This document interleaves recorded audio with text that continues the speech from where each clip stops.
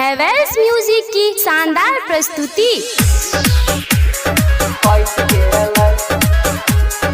Sangeeta recording studio Hasanpur बाजार।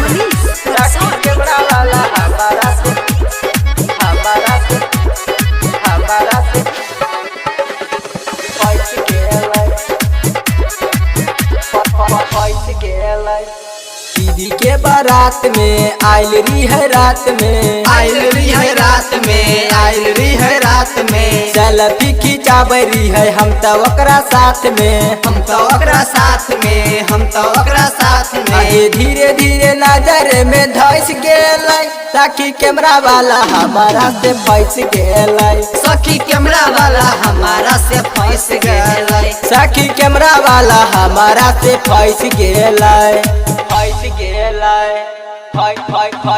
सखी camera वाला हमारा से फंस गए, सखी कैमरा वाला हमारा से फंस गए।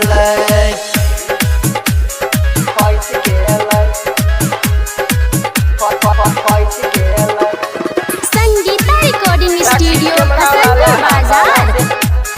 हमारा से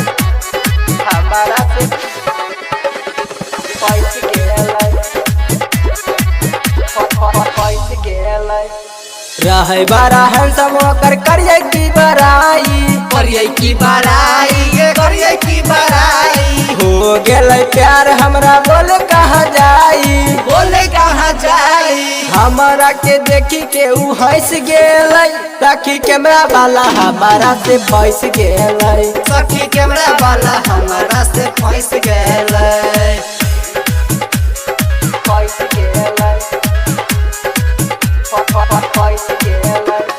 संगीता रिकॉर्डिंग स्टूडियो हसनपुर बाजार।